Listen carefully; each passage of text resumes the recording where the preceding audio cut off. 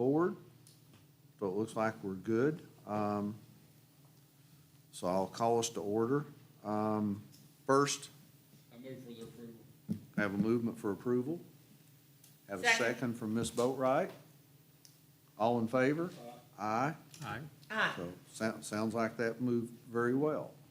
Now, Ms. Staff, if you will, I believe we have 2 COAs before us and We one do. witness. We sure do. The first one's going to be 236 West Main Street. We have the representative of that building, Madison Silver, here with us today to talk with you about what he would like to do. You all have the staff report and my recommendations in front of you. Okay. So you're up to You bat, will. sir. Well, welcome. Thanks for having me, Mr. Chair, to the board. Thank you all very much. Sounds like it is.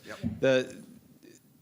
The Malcolm Bryant Corporation, of which I'm the president, we acquired this building back at the end of 2017.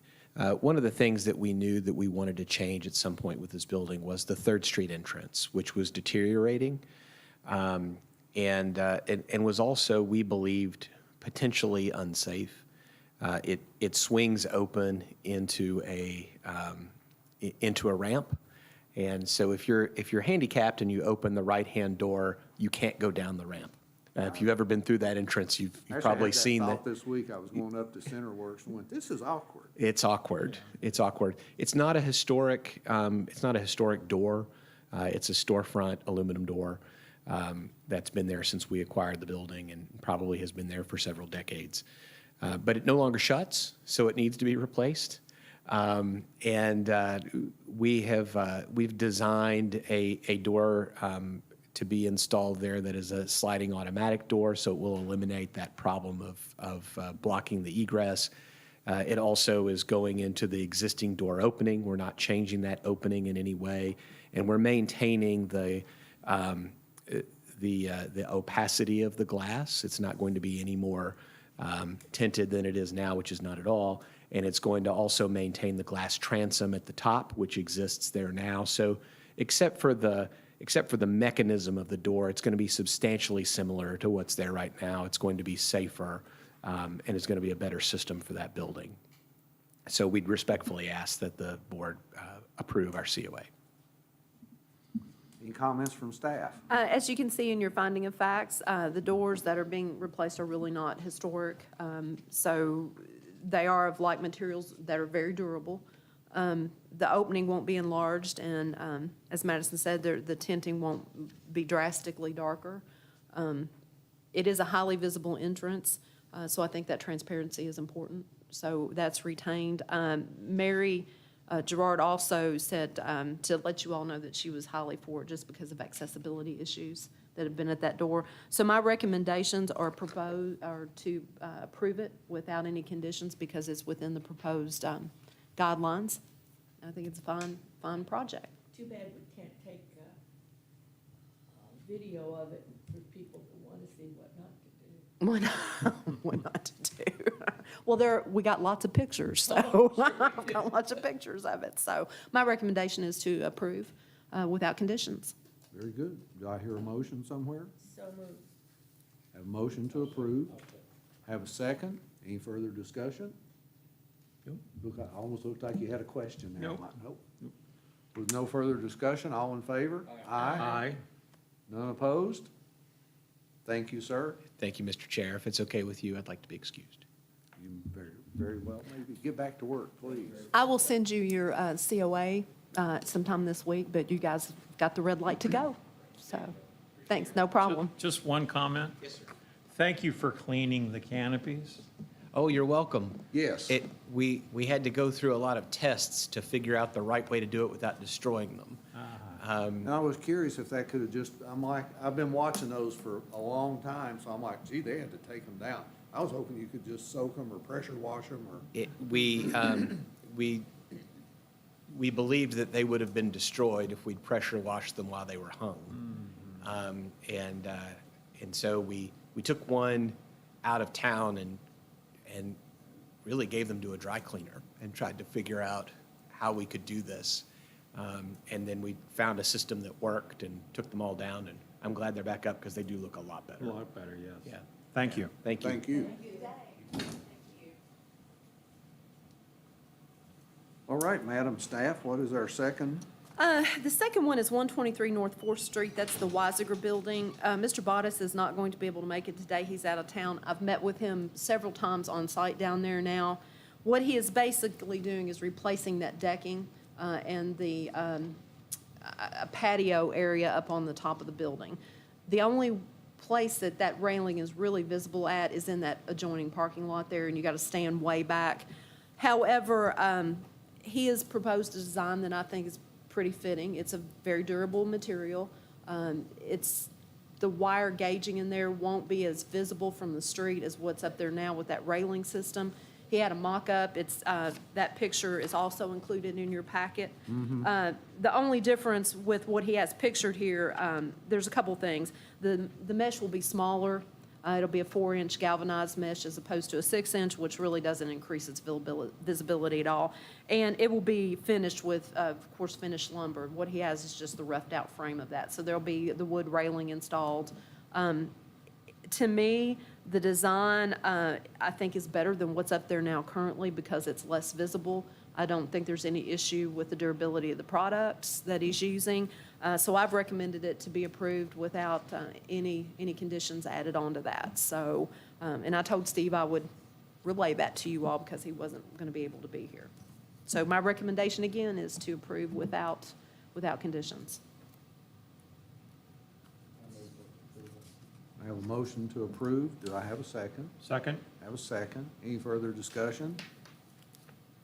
Only observations, I'm seeing that this is what's transpiring with a lot of beachfront property, although we're using the stainless steel instead of galvanized, but probably a wise move on his part, because if you're up there, your view, you almost don't see that wire, so. You won't see it. It's much less visible than those Yeah. in-place rails, and Yeah. frankly, I think you'll get a better usage life out of it. I think he will. Because too. that catches a lot of weather.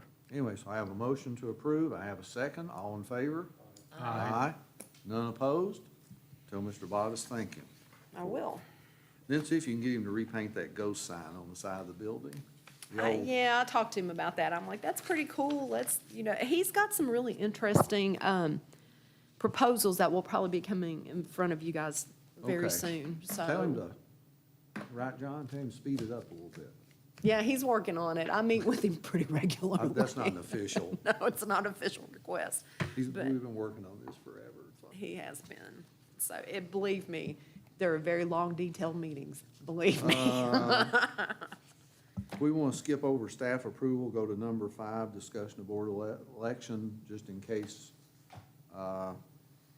Mr. Bowling has to leave.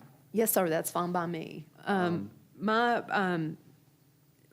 We have to do these, they're a requirement to have these elections. I think everyone is fine with currently holding the staff or the board positions that they hold. If you would so nominate the board to remain as it is intact, and you guys agree to it. Second.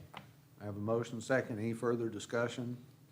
Nobody really wants to be chair or secretary, right? Okay, darn. You're not beating down the bushes. Always hope. I can So- always hope. Yes, ma'am. I've had discussions with about 2 people in the last month that I thought we might have a chance of getting on the board. A couple of them are architects and architectural, but one of them teaches during the day, so she couldn't attend the meeting. So I'm trying to find good people. So I am working on it. Okay. Thank you, ma'am. Have a motion second. Did we vote? I can't remember. Not yet. Okay, all in favor? Aye. None opposed? I think the motion should have an asterisk to it, that congratulations would be in order. True. And a pay raise.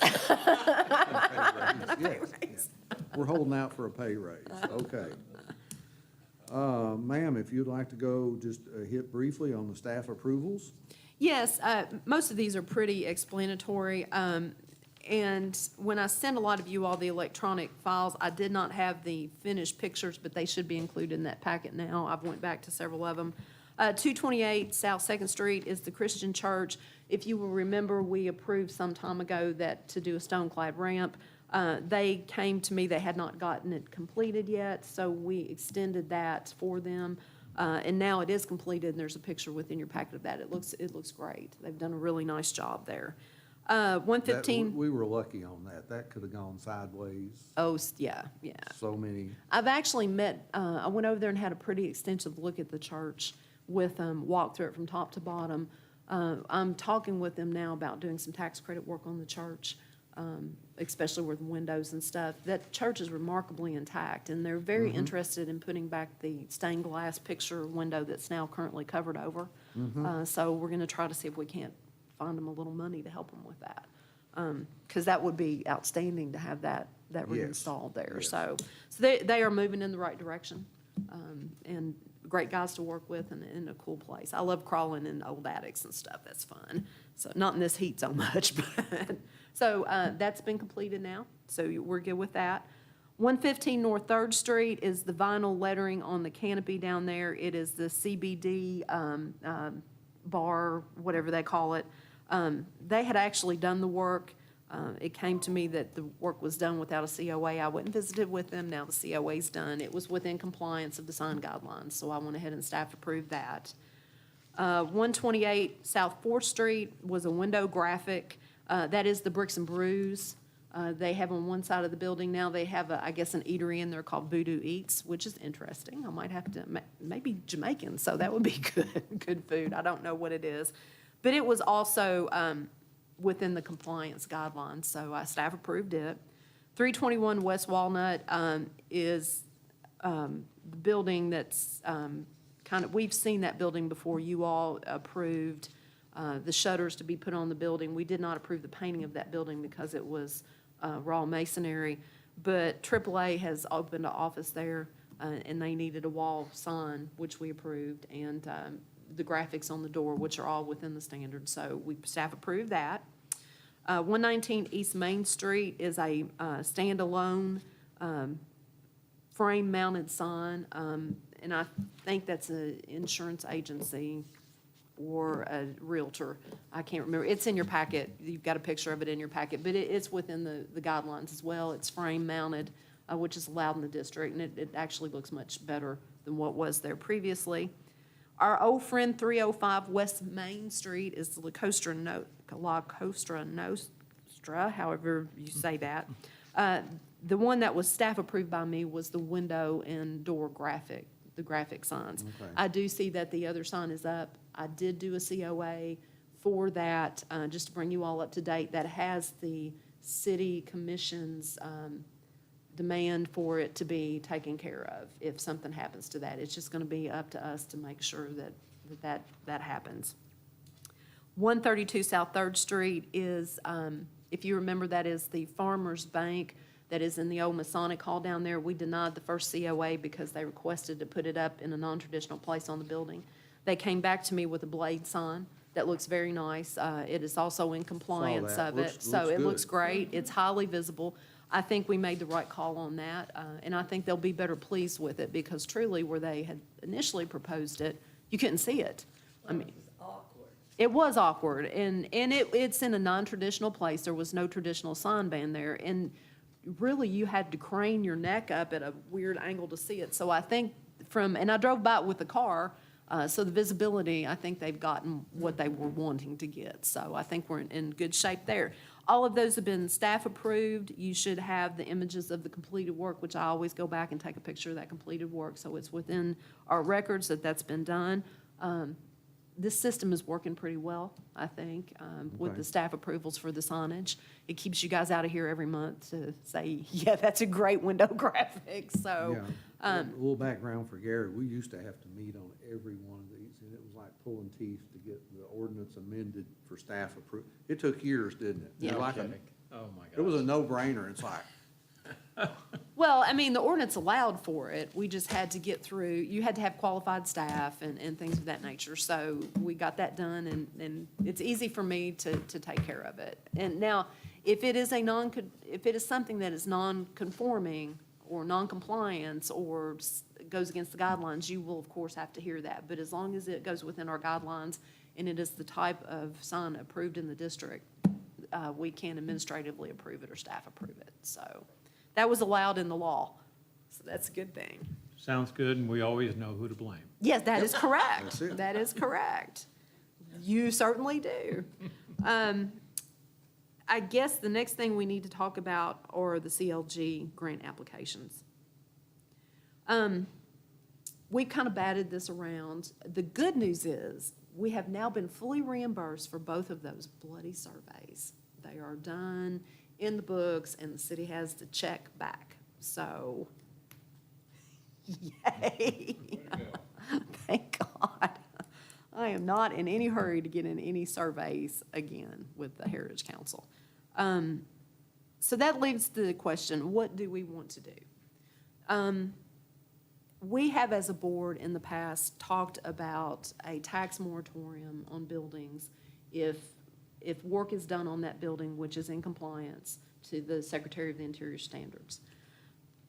That is a hard sell to the city commission. That's a hard sell to anybody, because now you're talking about cutting a part of tax revenue. What does that really imply? How much revenue are we looking at that the city would lose compared to what revenue they would gain after the tax moratorium is over and the building actually goes up, the value of the building would go up.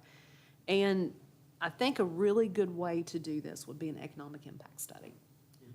An economic impact study for this district, which gives us the ability to say to the city commission, if we do a 5-year tax moratorium on a building that has completed National Register standards, what is going to be the recoup for the city after that? And generally, there's a more significant recoup because the building prices have gone up. But you have to convince your city commissioners and your public officials of this. Now, the price tag on this thing is going to be between $10,000 and $15,000. $10,000 and $15,000. So I can write the grant, and I've talked to a couple folks. If I do some of the groundwork, then we ought to be able to offset the city's expenses pretty well. Now, that doesn't mean to say that the city may not have to cough up $2,000 or $3,000. They may have to do that. But my time can be a substantial match to that grant. So I would write it where the contractor that we hire, the consultant, all of that money is paid by the CLG grant. And any matching monies would be my time. And then it just depends. These things can get complicated, so the city may have to kick in a few $1,000s. Who's going to be responsible for divvying out the grant money? Who would be responsible for divvying out the grant money if all this materialized? Now, the grant money will only go to the city, Mayor. It is a, To reimburse them for. to reimburse the city. This is not grant money going to buildings or building owners. Good, okay, that's all I wanted to hear. Yeah, that, right? no. Who would select the consultant? Well, with this type of considerable money, I will have to put out a bid package Okay. to different ones.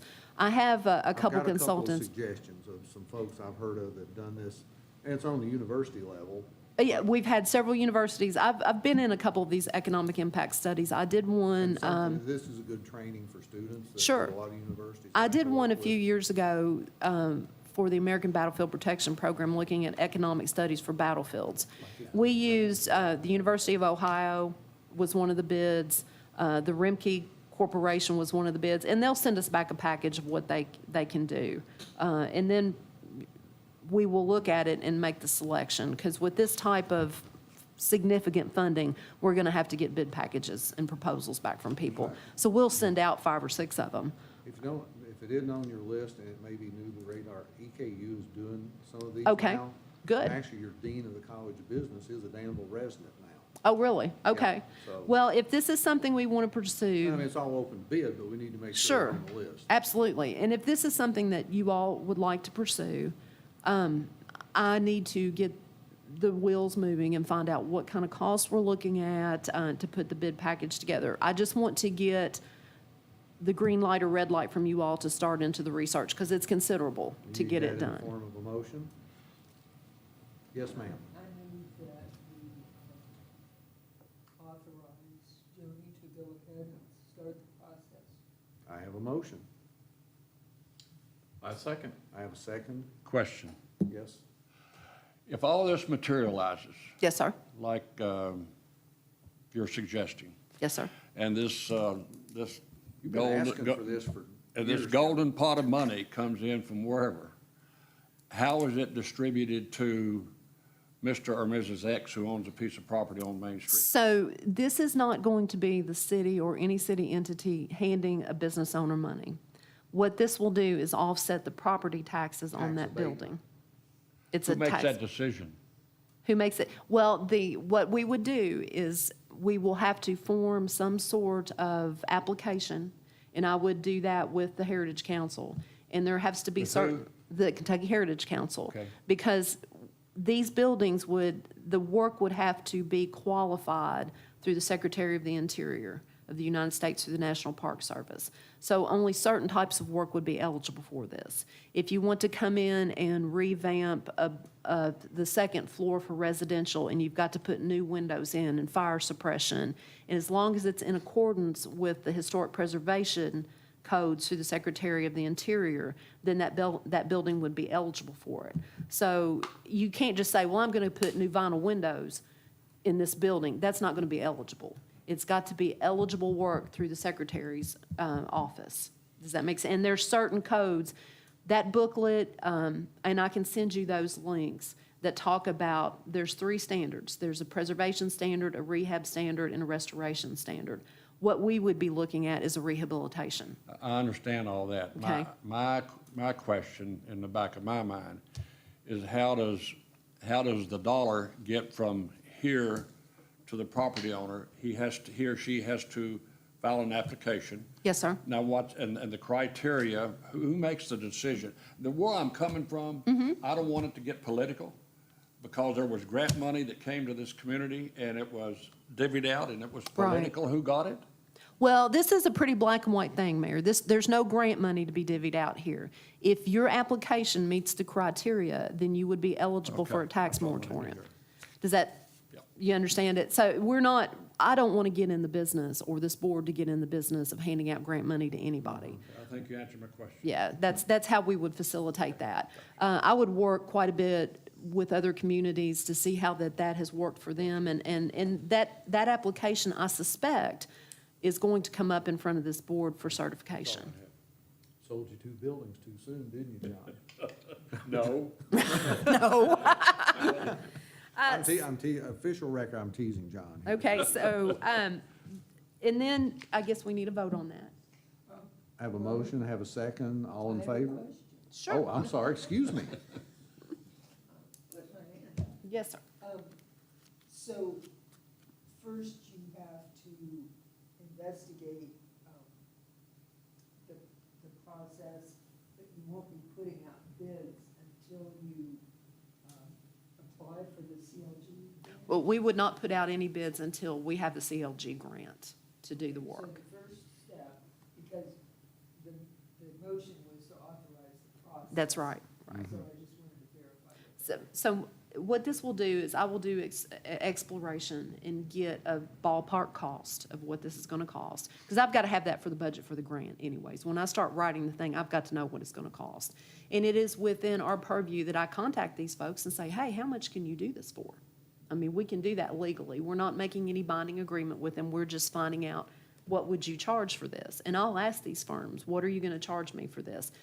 These are the information I would like to have come out of it. I want to know the eligibility, what it would offset the taxes, that kind of stuff. But to start the process, I've got to figure out how much of this is going to cost.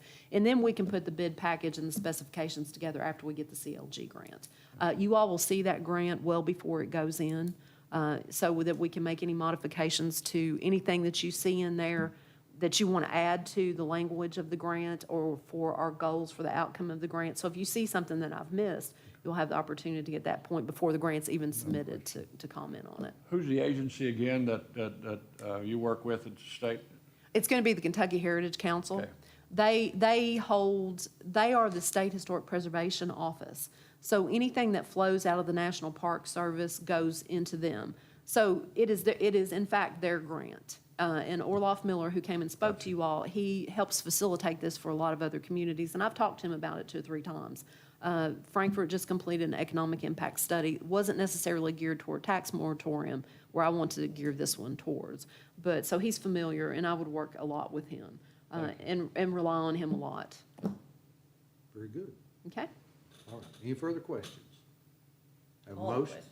Have a motion, have a second. All in favor? Aye. Aye. Who seconded? I did. None opposed? Okay. Carry on. All right, and so when I first made this, I guess we can talk about what we don't, it's not a special call meeting, so we can talk about other things. I'm trying to still get all these rules in my head. When I was at the National Preservation Conference this weekend in Cincinnati, I sat through a lot of really cool things that have happened in communities. And one of the coolest things I saw that was extremely effective in the community was a coloring book that was produced by one of the preservation commissions, maybe in San Antonio, where they had gotten line drawings of a lot of the historic buildings and historic features of buildings, and had that produced through one of these CLG grants in partnership with several of the other nonprofits to distribute to their elementary school students. And it had the history of what you were looking at, the importance of it in your community, and this really cool thing that you could color. Now, this is very preliminary because I need to flesh it out and see if we can cover it, who would partner with us. But I think that's also, because the You can bring Heritage in the Council. Arts Commission I'm gonna or- talk with, or I wanna Arts. talk to Nikki about that and see if this is something we can do, can you guys do the line art for it? You know, I would like to make this, one of the things that this commission really needs to do is get it out there that we do some cool stuff. We're not just the preservation police to say no or yes, but that we want to engage our community in the importance of historic preservation.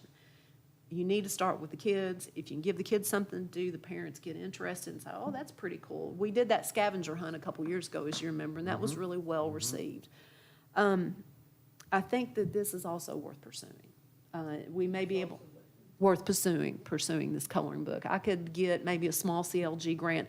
We don't have to just apply for one grant. We can apply for 2 or 3. The Heritage Council's sitting on a pretty hefty amount of money, and they're encouraging us to apply for more than one grant. So let me look at that one too and see if that's going to be something a CLG grant would cover. I think that's a cool idea, and I will unabashedly steal that from San Do you Antonio. think there's any COVID money we could get? I don't know. I'm going to look into it. There, That you way know, there it's may related be. to it. Well, it's an educational. The word COVID. COVID. I'm so done with that. Well, everybody else is tapping it, so. I wanted to ask, or to suggest that I know that the Arts Commission, which is headed by Amy Becker, Mhm. they are getting an annual grant for high school students. Okay. And I think that age level would be capable of producing art. I would reach out to Mimi as well as Nikki, because you have 2 different organizations with different missions. Okay. Now, I would like to include everybody. You know, I think that we in the community, as the downtown streetscape plan evolves and moves forward, there's a lot of talk about infill in certain areas. This commission needs to be more visible. We need to produce positive things. We need to engage the community. And I think it sounds pretty simple, but I think a coloring book might hit the spot. This was a cool program these guys did. I mean, it was really cool. And they got more people interested in coming into their downtowns because the kids had colored these cool things. Well, you can do it in a color book. We want to go see it, you know, so they really engaged their community with that. And San Antonio is a whole lot bigger than Danville, Kentucky, so I don't think it would be, you know, what is it, 4th grade that the kids study, or used to study Kentucky history. I guess they still do, maybe. Maybe. Well, I know that they have a history unit in 3rd and 4th grade, so I think that would be something worth exploring. I don't really need any kind of vote on that because I have no idea yet, because it's a very new idea. I just picked it up Sunday. So I'd like to look at that too as a Please, grant. please, please. So I think that's kind of a cool thing, so. And Sounds that, like we're in agreement even without a motion. So, okay, all righty. And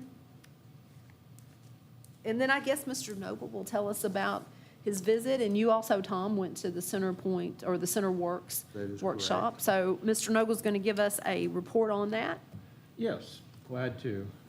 Went to the meeting Monday night, I think it was, or Tuesday night.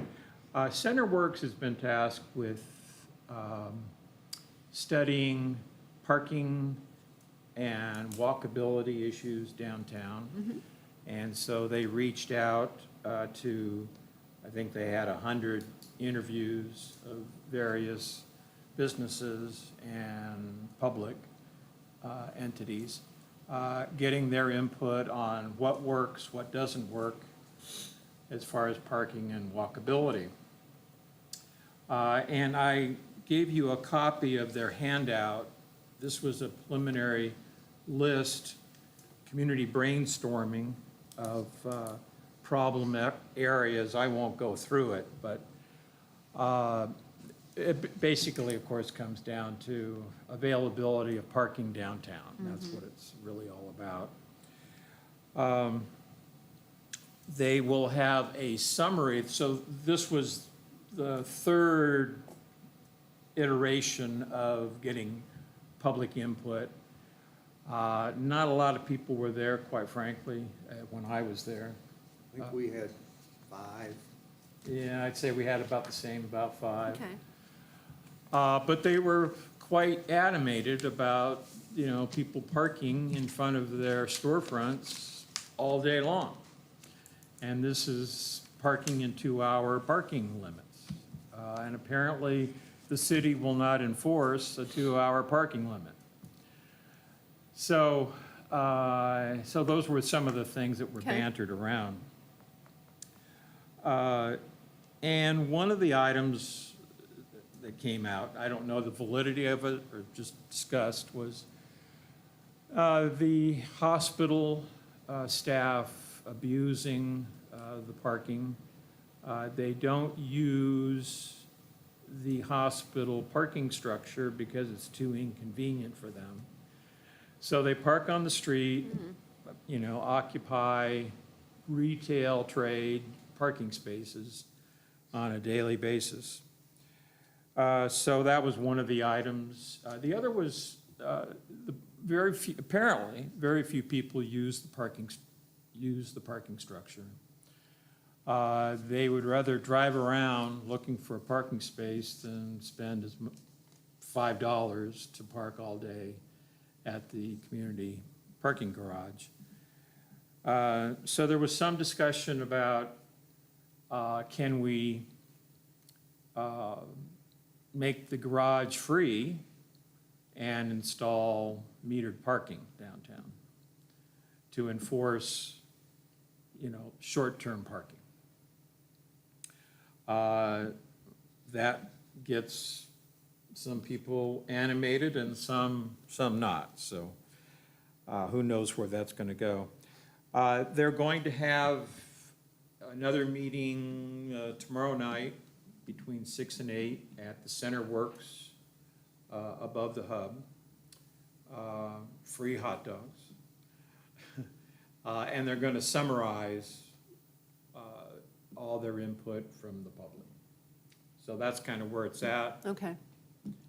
I did see that they had reached out on the internet and on Facebook and stuff, so they may be getting more comments through social media than people, which seems to be the way things are going anymore.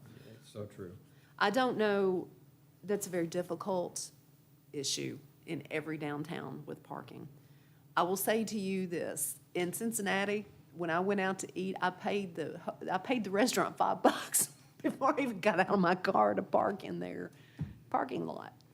I mean, it's very common anymore. If you go into a larger urban area, if you're going to a restaurant, there's gonna be somebody standing there wanting that money. I think Danville, we don't understand that concept yet. It's still a very small community, but it's quite common. And good God, if you go to Atlanta, Georgia, you better be willing to pay $10 to go in somebody's parking lot. It's just the way it is. And of course, we don't have that pressure of the people yet that those urban areas do. But it is a problem down here, and I hear people complaining about that all the time. Somebody parks in front of my store for 2 hours and 3 hours or 4 hours, they're there all day. They're clearly working in a building, they're not retail. you know, that's something the city's gonna have to address. So walkability, I think Danville's a very walkable town already. It's extremely walkable, Oh, in yeah. my opinion. I feel like I it walk is. But from end to end. Yeah, that is daily. the one thing I think we do our downtown, it has not altered from its original patterns too awfully much, and all downtowns, historic downtowns, were meant to be walked in. They are walkable communities. Other than some crosswalk issues here and there, I think. You know, we're pretty walkable. But I don't envy those guys trying to figure out the parking. So, Anyway, but thank my you. observations in the meeting I went to are pretty close to what it Yeah. was pretty limited attendance. And they were basically just looking, true consultant fashion, they were looking for solutions. They're gonna use our solutions, repackage them, and that's what they're gonna deliver Sure. to the city. Sure. But, no, they're collecting up some information, so at least there's an attempt being made. Well, if that information is shared, I mean, clearly if there's an issue with parking, we need to address that as a city. I mean, that's something the city's gonna have to address. I don't know that you can design a better parking plan for downtown than what's already there. There's such limited space. That parking garage is underutilized. It certainly is. But then again, that's people not wanting to pay the money. Like I said, you're gonna have to start upping that money if you have to go into a restaurant and pay $5 to get Well, you in. have the city parking lot off of North Third, and you have the city parking lot behind DOE, and you have Doug Little's lot behind Chase. And all of those are probably at 50% of capacity, so there is Right. parking. Right, you just have to find pay it. $15 a month or $20 a Right. month. It's pretty I know that reasonable. the courthouse probably has a significant problem with parking for people who are coming into the courthouse. That's always an adventure, trying to find parking if you're going into the courthouse. I don't know how They you actually address that. redesigned theirs. I think they added 11 or 12 Did they? spaces back in that little lot where the greenhouse used to be. Oh, yeah? So it's Better than it better was? Yeah. than it was. Well, you know, as my granddaddy always tried to say, you're putting 10 pounds of potatoes in a 5-pound bag. How's that gonna work? So, and Danville's not alone in trying to deal with that. I mean, everybody's trying to come up with good things. Yes, ma'am. Like if I go to Central Bank in Lexington, they have a parking lot, but to go in the building, you have to pull into a paid lot. But then you just ask for a parking pass when you leave. Sure. All you have to do is plug in your numbers, so if merchants could give people code, they wouldn't have to pay anything if they are in fact customers. You know, that's not a bad idea. You know, that would not be a bad idea. Then employees wouldn't be able to use those spaces. That's correct. If I were you, I would get on the CenterWorks thing and put I've that, discussed it with the city manager, and, you know, when are we going back? Because we stopped 2-hour parking for COVID because of all the issues there. right, I said it. the C word, yeah. And I've asked about, you know, okay, when are we going back? And it's like, well, as we always get lots of answers from our city manager, but it's like, well, we can't mark the tires anymore because that's unconstitutional. Supreme Court ruled against us. And the equipment to do the photographs, to judge how long a car's been there is too expensive. And the dog ate his homework, and it's enforce it. I mean, it's there. Surely there's a way to enforce 2-hour parking. It's still on the books. Right. Parking meter has a red flag. Sticks right up, right. Then This could be construed possibly as a bit controversial, what I'm gonna say. But for 55 years I've been here, there was a parking problem 55 years ago downtown. And we've spent millions It of ain't dollars. going away. And I'm gonna be gone in another 55 years, and there's still gonna be parking problems as long as people come downtown. And that's a humanness in us. I mean, it's just, I don't foresee I want a that big better of a spot. problem parking downtown, quite frankly. If I have to walk a block, so be it. I mean, it's not a big deal. I mean, all of us go to Lexington or Louisville or places in Ohio, and you park a block and a half away, and you think you're lucky. Right, I travel in a lot of big towns. My sister lives in Atlanta. You talk about a parking problem. holy cow. You're either gonna pay a significant amount of money to park someplace, or you're gonna walk a mile. I don't think we got that big of an issue here, quite frankly. That's just me. You know, I think, I am glad to see that CenterWorks is engaging with the community. They're doing what they're mandated to do, and if you have good ideas, certainly send it, Dana, and I think I'd submit that to the CenterWorks folks, that idea. That's not a bad idea.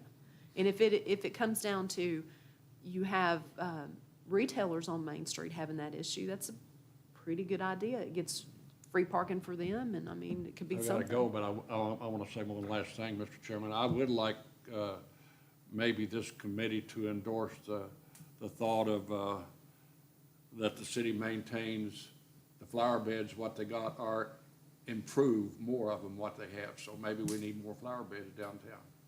I rest my case. In the median? Yeah. Dana, you like flowers, don't you? See there? So do I. I'll second that. I love flowers. I gotta go. Thank you, sir. Are we pretty close to wrapped up? Anything else? Oh, no, I did tell you that the grants are done. Yes. We've been reimbursed. Thank glorious God for that. Thank you, John. Thank y'all. Y'all have a good day. Good week. Thank you, John. Have a good one. Thank you. I think we're good, guys. I don't Okay. see another thing. Is there any other discussion you all need to have, or any new business, or anything you need to bring up? Nope. Madam Secretary, is city attorney present for the meeting? Would you note that in the minutes, please?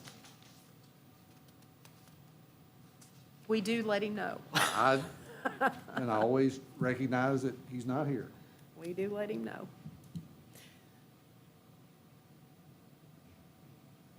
Any other business before this board? I'll entertain a motion to adjourn. Second. Motion, second. All in favor, aye, so moved. Thank you all. Pay and adjourn.